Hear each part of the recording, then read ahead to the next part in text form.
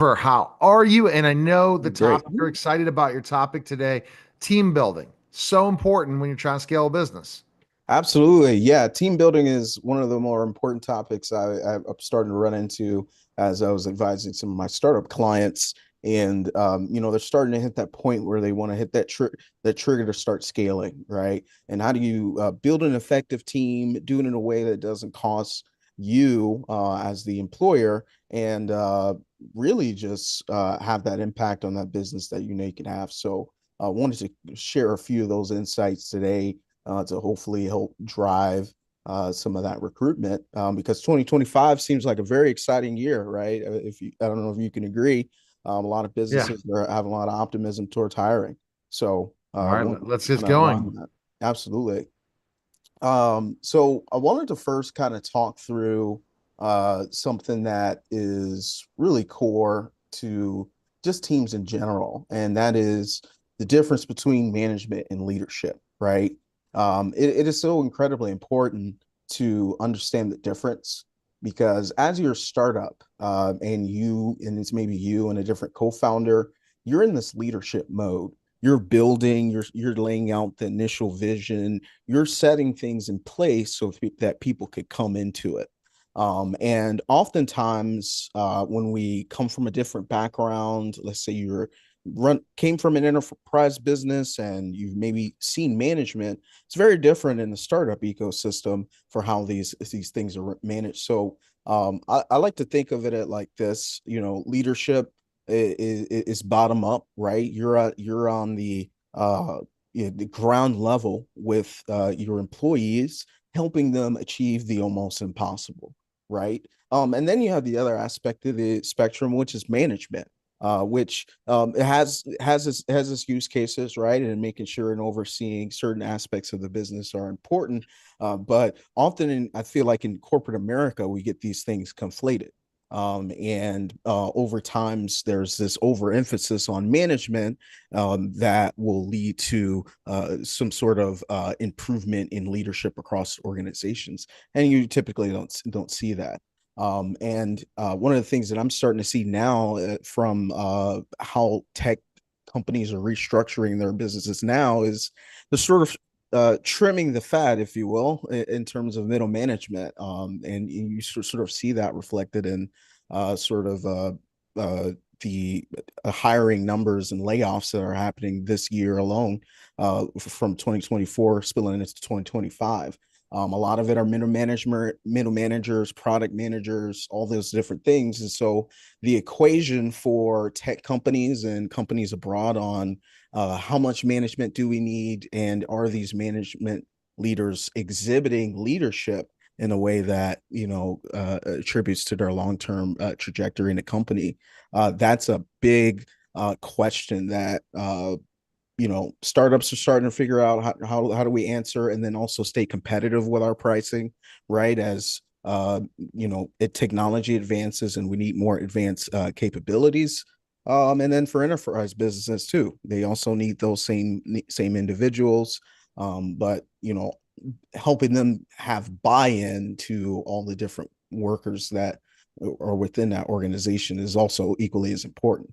If you have a high turnover enterprise business, you won't have as high as a productivity, right? Especially if you have to keep recruiting and you don't have as much seasoned professionals. So that's the one of the biggest aspects that I wanted to really touch on is as you're starting your business, understand you'll be bringing people into the fold, and they're going to be watching you. Leadership is you want to set that example. So whether you come into the office at 10 a.m. or 8 a.m. makes a difference in terms of what they see in front of you. So just caution for founders and existing business owners to really just recalibrate your leadership and management styles as you're heading into this new year. Do you see a lot of it now? It's going to be less management. You're kind of bringing that up because of AI and because of automation, that a lot of times your company is going to be able to be structured better management wise because of this of technology. Yeah, so I think there is going to be less management, right? Because I think the whole point of management was sort of overseeing teams, and then the biggest part, right, is insights, right? Like what's actually going into teams. So we're starting to see this revolutionization now across different enterprises where now they're using those AI insight tools to help them get data about operations. So that means we need less information kind of at the decision making process. So you will start to see this, and um, I think I think it's a good course correction, because oftentimes you see a lot of businesses that start up and maybe they scale too quickly, and really they had a lot of cooks in the kitchen, but no real chefs, right? Lead chefs that are leading the way in terms of whatever the project or initiative that they have. So I just thought that part was, understand what your leadership style is, right? Especially in the tech industry. I think this collaborative approach starting to grow more rapidly as opposed to this top down, do exactly what I say sort of mindset, that, some traditional organizations still haven't, uh, gotten over that sort of mindset in psychology, of working with people, right? Right. Right. And the best thing is the best leaders make the team the best, right? When you find the right leadership in your specific area, you want to keep that person. Absolutely. Um, and so to kind of continue this trek around, okay, so how do I, in a nutshell, recruit some of the best players and employees for my venture, right? If we're starting with the end in mind, figuring out your leadership style, the second piece is sort of figuring out and identifying which key roles are going to bring the most value to your business, right? So to give you kind of an example, I was working with a publishing company to help them figure out, is it worth it to hire a new marketing manager? Because we as the founders were working day and night trying to figure out how to just stand the business up. It doesn't make sense to hire a marketing professional to sort of do these things themselves. And so the question was around, how do I he's a good guy, but from a budgetary perspective, right, we just aren't in that position. And we had to, come together to try to make that decision on, uh, well, if you're not going to hire anyone else to take that hat off of you, if this isn't a key role for you, what are you doing in your daily and weekly schedule to actually commit anything to that type of hat? And when it came down to it, it was like, well, I'm definitely not going to sit down and write the blogs, and I'm definitely not going to sit down and write all the content, even though I do like writing. Well, I was like, well, then the decision is obvious. For you as a founder, how much is your time? I feel like that is the most important question to really ask yourself. And we figured, okay, for what it was worth its time. We make that hiring decision. So it that's the other big thing. Figure out those key roles, right, and then figure out how much worth it is it for my time. And the other key piece of that is the person that you're hiring doesn't have to be perfect.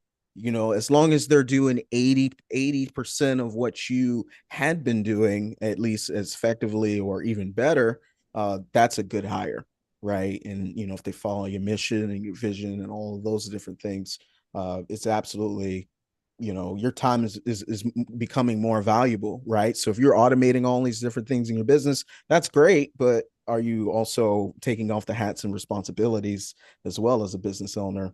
And so you aren't stuck at working in the business, so you can work on the business. And that's one of the biggest challenges, working in the business versus on the business. And when is it the right time and right place to do it? And that's the biggest challenge, because you got to keep bringing sales in. And if you're wearing that sales hat, that's why you need to contact someone like Christopher to help in that process. Best place people can go. Where can they go? Yeah, absolutely. Right. So if you're trying to build out a technical venture and you're looking to sort of procure roles and sort of looking at how do you augment that staff, right? You reach out to us at uxbright.com. You can also reach out to me directly, Chris at uxbright.com. You can shoot me an email or follow us on LinkedIn if you want to explore our content and see all the different insights we provide as we're going into the new year. We're super excited with a lineup of different webinars, and content. We've got a founder series that we're starting to help those who are building a SaaS product. So keep an eye out for those. And then general webinars for, digital starters, folks who, you want to start that digital transformation train, but you're just not sure where to start. We got a few webinar and resources for you guys as we come along. So stay tuned Awesome. in. All right. Thanks, Christopher. All right. That was a special simulcast of the Neil. Hey,